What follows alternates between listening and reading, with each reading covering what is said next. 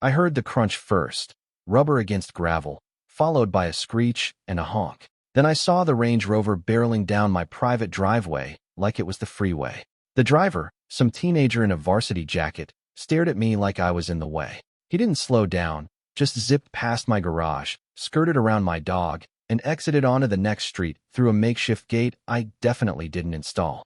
30 seconds later, another car followed, then another. And just like that, my peaceful, dead-end driveway on private land I paid dearly for had somehow become the HOA's new shortcut. That's when I realized this wasn't an accident. This was invasion, and they weren't done.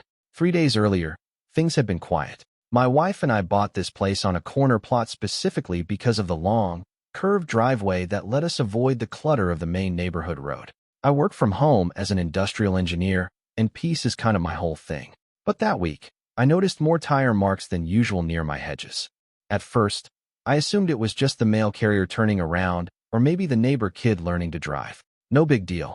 But on the third day, I found a paper sign nailed to a wooden stake near the edge of my lawn. It said, Community Flow Access, Temporary Routing Approved by HOA. Now, I'm not stupid. I know how HOA types operate. I've watched them argue for 15 minutes over mailbox paint. But I never thought they'd be bold enough to literally redirect traffic through private property. Still, I tried to assume it was just a misunderstanding. I took the sign, walked down to the HOA office conveniently located in a converted model home, and asked to speak with whoever was responsible. That's when I met Karen. Yes, her real name. Yes, she lived up to it. Karen had the posture of someone who'd never been wrong and the voice of someone who narrated perfume commercials until you disagreed with her. Then it became full court press sarcasm. She smiled at me like I was a lost toddler and said, "Oh yes, we just needed a temporary flow solution for the construction project on Maple Drive. It's only for a few weeks. Your property is just so accessible." I told her she had no legal right to use my land as a throughway. Her smile widened, and she tapped her iPad. Actually, it's adjacent to the community boundary. Technically, that makes it a soft access zone if approved by the board. I asked her to show me this soft access zone clause in any law, code, or agreement. She said she'd be happy to in next month's meeting, which was after they had already planned to finish repaving the Maple Drive intersection. I walked back home thinking maybe I should calm down, maybe just put up a gate. But the next morning, I saw the temporary gate had already been installed by HOA contractors. They'd pulled out one of my bushes, laid down a layer of cheap gravel across the side of my yard, and installed traffic cones with reflective tape. Someone even had the gall to install a painted wooden sign that said, "Exit only, please drive slow on my land." That night, I called my cousin Barry. Barry's a lawyer, not the suit and tie, fancy courtroom kind. He's the barefoot at barbecues, law library in his garage kind. But he's lethal with property law. I told him what was going on, and he said, "Take pictures. Document everything. Don't touch the gate yet. Let them think they're winning." I asked him what I should do in the meantime. He said, "Let them drive. We'll make them pay for every inch." The next day, things escalated. I was sipping coffee on the porch when a literal tour of cars rolled through, 7 SUVs, all turning down my driveway like it was part of Google Maps. One of them honked when my trash bin was in the way. Another waved at me like I was the damn doorman. The final straw came when a mom in a minivan actually stopped to ask me if I could move my mailbox to make it easier for her to swing wide. That evening, I caught my neighbor Mitch standing awkwardly near the hedges. Mitch is a decent guy, the type who volunteers for HOA cleanup, but also sneaks off to fish during board meetings. He looked guilty, real guilty. I asked what was going on. He lowered his voice and said, "Look, man, I didn't want to say anything, but Karen's planning to push this permanent. She's getting the HOA to petition the county to recognize the drive as an easement. She's calling it an unofficial emergency route. They're going to try to absorb your driveway into the official neighborhood map." I stared at him, stunned. He rubbed the back of his neck and added, "She's already got 2 signatures. She just needs 3 more. That night, I stood out by the edge of the driveway with a beer in one hand and my dog, Max, beside me, thinking, they're trying to steal my land. Not metaphorically, literally. I paid for this plot. I paid for this driveway. And now Karen and her minions were trying to annex it with community road signs, forged signatures, and traffic cones. But they'd made one crucial mistake. They assumed I'd just take it. What they didn't know was that I used to design mechanical deterrent systems for logistics facilities. You know, stuff that stops forklifts from entering off-limits areas. Steel spikes, tire shredders, remote access gates, that kind of thing. I smiled, took a long sip, and whispered to Max, "All right, buddy, time to play hardball." Because if Karen wanted to turn my driveway into a road, she was about to learn just how unwelcoming roads could get. I didn't even get the chance to launch my counter-strike before the HOA doubled down like a gambler on a losing streak. The next morning, I was brushing my teeth when Max started barking like someone had walked in wearing a raccoon costume. I looked out the bathroom window and nearly choked on my mouthwash. There, in my backyard, were 4 guys in neon vests with Community Grounds Crew printed on their backs, sawing through the wooden fence that separated my property from the green belt. Not trimming, not repairing, sawing with power tools. I threw on a pair of sweats, sprinted outside barefoot, and shouted something between a war cry and a demand for explanation. One of them waved casually and said, "Karen approved this. We're creating alternate access from the park trail to maintain flow." Flow. That cursed word again. What the hell did flow mean to these people? This wasn't a yoga studio. This was my yard. I asked him if he had a permit. He said, "We don't need one. It's community land adjacent." I pointed at my fence, which clearly extended onto my deeded property. He shrugged and said, "Talk to Karen." Then they packed up and left, leaving a 5-foot-wide hole in my fence like a doggy door for SUVs. I'd had enough. I called the police to report trespassing and property damage. The officer was polite but hesitant. When I explained it involved the HOA, he sighed and asked if I had proof of ownership of the land. I said yes, and I had the plat map, the deed, and satellite images if he wanted them laminated. He chuckled, but said it was more of a civil issue unless I could prove criminal intent. I asked if dismantling a fence with power tools didn't count as intent. He said that was up to interpretation, whatever that meant. So that evening, I decided to show up at the HOA's emergency town hall meeting, which had apparently been called to discuss community access optimization. It was held in the local clubhouse, a glorified double-wide with folding chairs and a snack table full of stale cookies. I walked in holding a giant poster board of my property lines and a USB stick full of surveillance footage. Karen, perched on the head table like a smug queen at a banquet, looked over her glasses and smiled. "Oh, you're here. Wonderful. We were just talking about you." No one ever says that in a good way. I introduced myself, said I had concerns about unauthorized construction and traffic being rerouted through private property, and asked who had authorized the breach in my fence. Karen tapped her tablet, then gave me a practiced look of concern. "That was a miscommunication," she said. "The crew believed it was Greenbelt territory. We'll review the boundaries later." I said I had the boundaries with me right now and could pull up the city assessor's map on the projector. She declined. Then she pivoted. "But the real issue is that your driveway is now a key exit point for the neighborhood. It would be irresponsible to remove that access during our construction phase. Safety comes first."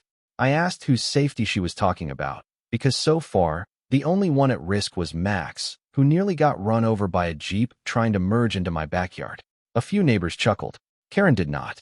Then she made her big move. She clicked her iPad, and suddenly the screen behind her flashed with a PowerPoint slide titled, "Temporary Easement Proposal, Parcel 74B. That's my parcel. Below it were bullet points, all in Comic Sans, outlining a plan to temporarily designate my driveway as an emergency access lane under HOA management. I raised my hand. She ignored me. I shouted over her and said that Parcel 74B was privately owned and that any designation would require county approval, legal consent, and probably a blood sacrifice.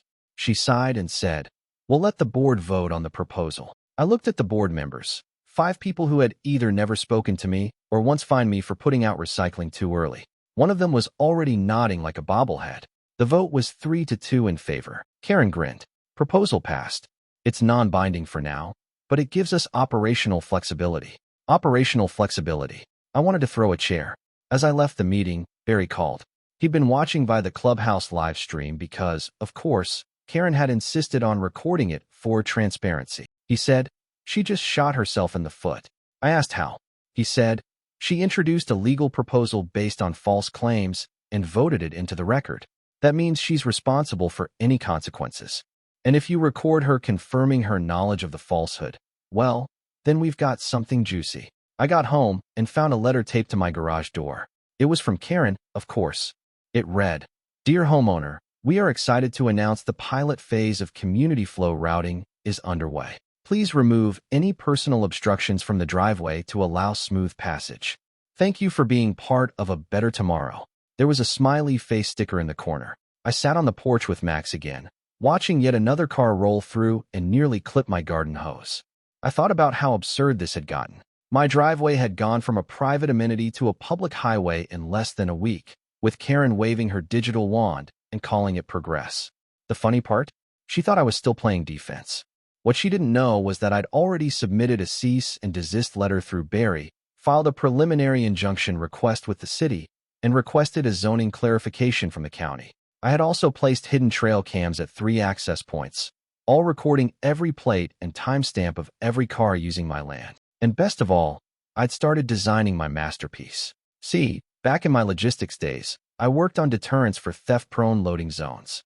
One of our more experimental projects was a motorized spike strip system, steel spikes that could be raised or lowered remotely, controlled via a sensor or even voice command. Technically illegal for a public road, but on private property, totally fair game. The materials had already been ordered: industrial gravel, customized retractable spikes, a little solar panel for power. I was going to turn my driveway into the worst detour anyone had ever taken. Let them come. Let them flow. There's something oddly therapeutic about planning revenge when it's fully legal and completely deserved, especially when it involves power tools, steel, and a level of petty precision that would make a Swiss watchmaker weep. That night, I stayed up sketching blueprints like a mad scientist in a garage workshop thriller. By morning, I had the full schematic laid out for what I was now proudly calling Operation Gravel Gladiator. The plan was simple in concept, brilliant in execution. I was going to transform my smooth, HOA-invaded driveway into a mechanical gauntlet of pure car-hating defiance. First, I ordered a fresh load of industrial-grade gravel. Not the landscaping pebbles you'd find at a garden center, no. This stuff was sharp-edged, road-roughening, undercarriage-scratching gravel used on off-grid logging trails. I told the supplier I needed it dumped precisely on the middle stretch of my driveway. When the truck arrived, the driver looked confused. "You sure you want this here? Looks like you still use this driveway." I nodded and grinned. Not anymore. Next came the fun part, the spike strip system. Years ago, I had worked on an early design for a retractable deterrent mechanism for restricted freight access. That prototype never made it to market, mostly because legal departments and insurance companies have no imagination. But I'd kept the blueprint. With a few tweaks and some time in the garage, I created a motorized spike system that could be manually raised or lowered via a Bluetooth remote or even a simple garage door button. It ran off a battery and solar panel combo. I installed it under a removable metal plate disguised with gravel, set right in the tire path where these HOA-possessed drivers were cutting through. I tested it with my own car first, raised the spikes, approached slowly, then lowered them just in time to pass safely. Then I tried it with the spikes up. My tires hissed and deflated within 2 seconds. Effective. Deadly. Perfect. By noon the next day, everything was in place.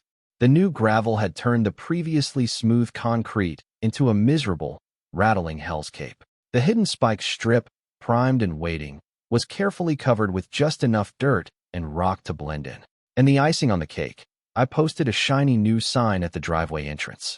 Nothing aggressive, just a simple, understated message that read, "Private property. No through traffic. Proceed at your own risk." Apparently, the HOA had taught their followers to ignore all signage unless it had the word community on it, because within 20 minutes of my setup being complete, the first victim arrived, a white Mercedes SUV driven by none other than Karen herself. I stood in the shadow near my porch, sipping an iced tea, watching with the satisfaction of a man about to win bingo with all 4 corners. She turned into my driveway without hesitation, just as 3 other cars lined up behind her, waiting to follow through like it was the morning commute. Karen didn't notice the new gravel, or if she did, she probably thought it was a design choice, maybe something she could find me for later. Her SUV coasted confidently toward the middle of the driveway, right over the spike plate. I clicked the button in my pocket. It was like something out of an action movie. The spikes shot up with a hiss of compressed air and metal. Her front tires hit them squarely. There was a crunch followed by an almost comical PFFFFFD. The Mercedes lurched forward like a wounded animal, grinding its rims into the sharp gravel before coming to a full, humiliating stop. She opened the door in disbelief and stepped out in high heels, trying not to wobble. I watched her stare at her tires, trying to process how her perfectly manicured world had just met a fortress disguised as a driveway. Behind her, the other cars started honking. One of them backed out in panic. Another driver stepped out and asked if she needed help. She waved him off, absolutely fuming. Then she turned, saw me standing there with Max by my side, and shouted, "You sabotaged the road." I smiled. "Driveway. Private. Not a road." She pointed a shaking finger at the ground. "There are spikes in there." "Sure are," I said calmly. "It's a deterrent. Just for uninvited guests. You'll be hearing from the HOA. You'll be hearing from my lawyer." Again. The next morning, I received a certified letter from the HOA demanding immediate removal of dangerous installations and accusing me of endangering community members. I replied with a letter of my own on Barry's official letterhead, highlighting the repeated trespasses, destruction of property, and recorded proof that all traffic was warned via signage. We included a still frame from my security camera clearly showing her ignoring the sign and speeding onto my land. But that wasn't the end of it. That afternoon, the HOA called for another emergency board meeting. Barry and I both attended this time. Barry wore his best Hawaiian shirt, just to irritate them. Karen was waiting, bandaged and still seething, with photos of her flat tires printed out and mounted like they were pieces of a crime scene. She declared me a danger to the community and demanded I be fined the maximum penalty for sabotaging shared access infrastructure. Barry stood up and calmly handed out copies of the actual property deed to each board member. He pointed to the official parcel boundary. "What shared infrastructure? This man owns every inch of that driveway. It's not part of any community plan, nor was it ever approved for communal use. In fact, your attempt to vote on using it as such was made using fraudulent information." Karen stammered. It was a misunderstanding." "No," Barry said, stepping forward. "It was trespassing. It was willful negligence. It was a campaign of harassment. And this document right here," he held up a time-stamped screenshot of Karen's HOA memo describing the rerouting plan, regardless of homeowner resistance, "proves it." The room went dead silent. One of the board members, a guy named Alan who looked like he had been dragged into the HOA against his will, muttered, "Wait, are we liable for this?" Barry grinned. "Oh, you bet." The meeting ended without resolution. Karen stormed out, heels clicking like gunshots, while the rest of the board suddenly discovered reasons to reevaluate the easement discussion. That night, the shortcut traffic disappeared like rats abandoning a sinking ship. My driveway was finally quiet again, but I knew it wasn't over. Karen wouldn't give up that easily. Still, as I sat on the porch with Max, watching the wind rustle the trees and the last rays of sunlight hit the sharp gravel like tiny diamonds, I couldn't help but laugh. The HOA thought they could bully me into submission. They thought they could outvote me, outmaneuver me, and wear me down. They didn't know who they were messing with. They weren't up against a stubborn homeowner. They were up against an engineer with blueprints, a lawyer cousin, and absolutely nothing left to lose. By the end of the week, the HOA had gone disturbingly quiet. No letters, no emails, no HOA drones on segways rolling by to take photos of my non-compliant gravel aesthetic. It felt like the calm before a hurricane. I knew Karen well enough by now to understand that silence didn't mean surrender, it meant scheming. That woman would go to war over a misaligned lawn gnome. There was no way she was letting the spike strip incident go. And I was right, because 2 days later, I got a visit from the county inspector. He arrived unannounced in a city-issued sedan, stepped out wearing reflective sunglasses, and holding a clipboard that looked like it had citations ready to rain from the heavens. I was in the garage installing a wireless backup for the spike system when he called out, "You the property owner?" I stood up, wiped my hands, and said, "That depends on who's asking. If it's the IRS, I'm just the guy watering the grass." He cracked a smile. "Nah, I'm county. Got a report about unauthorized land modifications, obstruction of emergency access, and installing military-grade vehicle deterrents on a public easement." He looked amused more than concerned. I motioned for him to follow me around the side yard, past Max, who gave him a half-hearted woof, then up to the driveway. He looked at the gravel, then squatted to inspect the spike plate. "You build this?" he asked. I nodded. "Every inch." He whistled. "Looks like something I saw at a shipping yard in Oakland." "Not bad." He stood up, brushing gravel off his knee. "Mind if I take a look at your paperwork?" I brought him inside and handed over a folder containing my property deed, surveyor maps, Barry's cease and desist letters, and the HOA's recorded proposal from the town hall meeting. He flipped through them slowly, nodding every so often. When he got to the screenshot of Karen's memo describing my driveway as a provisional secondary exit, he let out a low chuckle. Yeah, that's going to be a problem. For them. I asked if I was in trouble. He shook his head. Not even a little. The land's yours. The driveway is yours. They have no authority to modify, designate, or use it without consent. And that spike strip? Technically aggressive, sure, but still legal on private property. You posted signage, too. That's more than most people do. Then he added, almost with relish. And just between us, I've had to deal with your HOA before. Karen and I go way back. That got my attention. I asked what happened. He leaned against the kitchen counter like he was settling in for a story. A few years ago, she tried to rezone a neighbor's lot to build a community meditation gazebo. Problem was, she didn't get the neighbor's permission. Same story. Claimed it was adjacent land. Tried to push it through the board. Filed a temporary designation with our office without real documentation. We flagged it, shut it down, and fined the HOA for false filings. She's been on my radar ever since. I almost offered the man a beer. Before he left, he said he'd file a full report affirming that the HOA had violated several zoning ordinances and overstepped their legal boundaries. He also hinted that the county might audit their past petitions if similar complaints came up again. I thanked him, and as he got into his car, he said, keep the spike strip, just maybe don't electrify it. I smiled. No promises. As satisfying as that visit was, the cherry on top came later that evening. I had been reviewing some security footage from the driveway cam when I noticed something odd. A group of HOA workers had come by 2 nights earlier, just past midnight. They were dressed in dark clothing, no vests, no logos, clearly trying not to be seen. They snuck along the hedges, used bolt cutters to snip the caution tape I'd put up after Karen's tire fiasco, and proceeded to tamper with the gate lock at the rear access point. One of them even took pictures of my garage keypad. I zoomed in on his face. It was Todd, Karen's weaselly nephew who just happened to be the HOA's technical coordinator. This was no longer annoying. This was illegal. I forwarded the footage to Barry, who immediately lit up like a Christmas tree. We've got them, he said. That's trespassing, attempted unlawful entry, and probable intent to commit theft or vandalism. And since they acted on behalf of the HOA, she's on the hook. Barry suggested we play it smart. By the time the next HOA meeting rolled around, the room was buzzing. The spike strip incident had become neighborhood legend. I could see Karen trying to keep control, speaking in overly calm tones while sweat glistened at her temples. Barry and I arrived late, on purpose. When Karen asked if we had anything to contribute to community infrastructure improvements, Barry stood up, connected his laptop to the projector, and played the night vision footage of Todd and the Midnight Crew. There was a collective gasp, followed by murmurs of, "Is that Todd? And is that our money paying for this?" Then I stepped forward and handed Karen an envelope. She opened it, expecting a complaint. Instead, she found the deed to the triangle lot. Her face froze.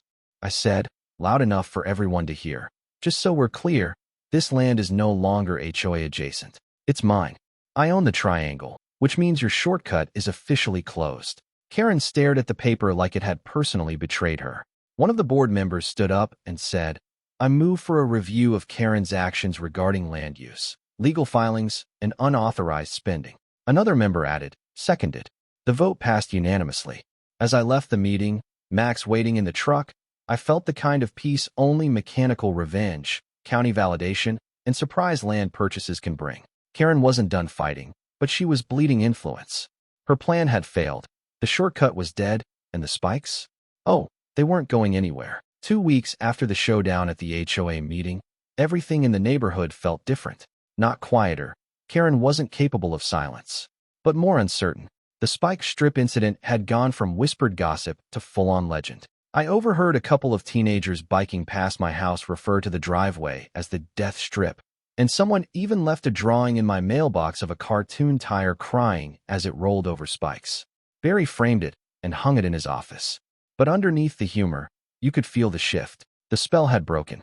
Karen's grip on the HOA was slipping, and for the first time, the board seemed less like a private army and more like a bunch of people desperate to avoid lawsuits. But I knew better than to get too comfortable.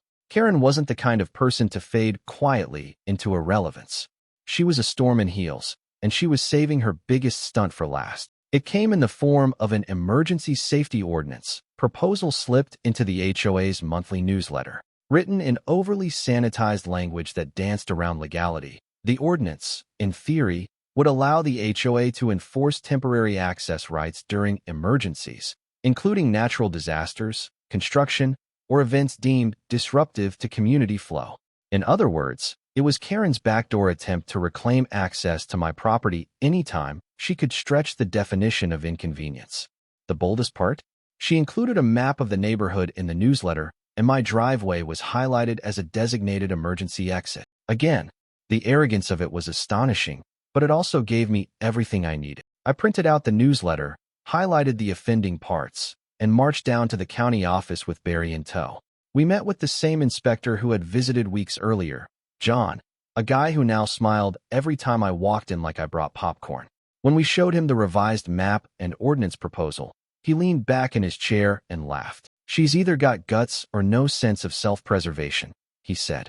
"This is a zoning violation waiting to happen." Barry laid it out clean. Karen was proposing an ordinance that created implied easements over private land without legal authority, consent, or compensation. Worse, she was distributing these materials as official HOA communications, implying county support where there was none. John nodded slowly, then said, "Yeah, I think it's time we have a little sit-down with the entire board." And that's how we found ourselves at the most chaotic HOA meeting in neighborhood history. It was held in the clubhouse again, but this time there were so many residents in attendance that they had to bring in folding chairs from the pool area. People were packed shoulder to shoulder, buzzing with curiosity. Karen arrived dressed like she was giving a TED Talk, wearing a blazer with shoulder pads sharp enough to slice bread, and that Bluetooth earpiece she always forgot wasn't plugged in. She smiled, waved, and took the podium like a general addressing her troops. She opened with a speech about safety, unity, and the responsibility we all share to think ahead. Then she unveiled a massive banner titled "Pathways to Community Harmony," featuring a giant aerial view of the neighborhood with my driveway front and center colored bright green. That was when John stood up from the back, raised his hand, and said, "I have a few questions." The room hushed.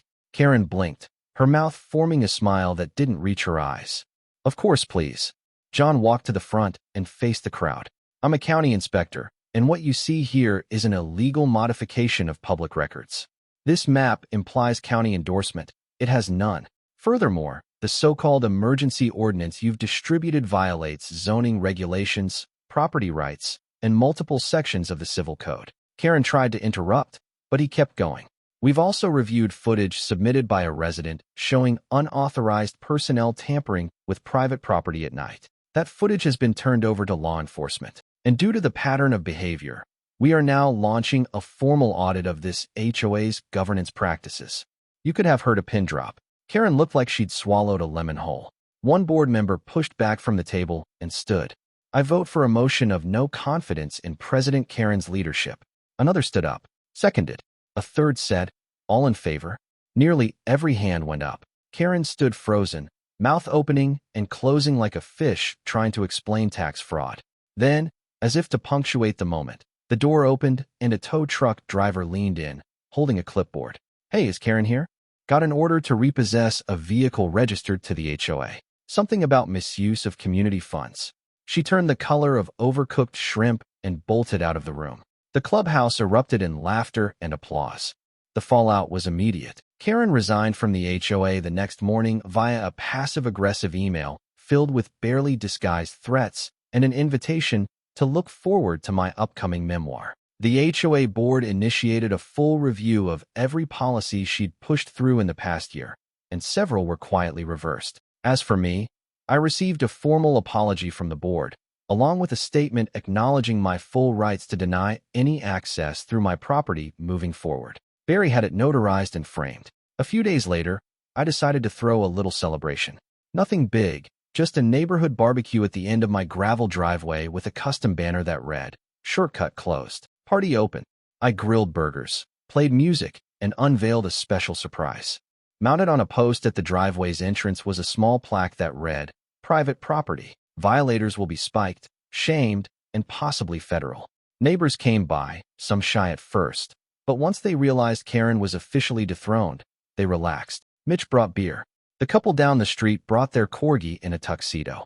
Even John from the county dropped by to grab a hot dog and compliment the spike system, now raised in trophy mode. That night, as the sun dipped behind the trees and the last guests waved goodbye, I sat on the porch with Max. The stars were out, the air was cool, and the gravel gleamed in the moonlight like a silent guardian. The shortcut was gone. The chaos had passed. And Karen? She was just a footnote in a story too absurd to be fiction. Max looked up at me, then out at the driveway, and let out one long, satisfied sigh. I nodded. Yeah, buddy, we earned this.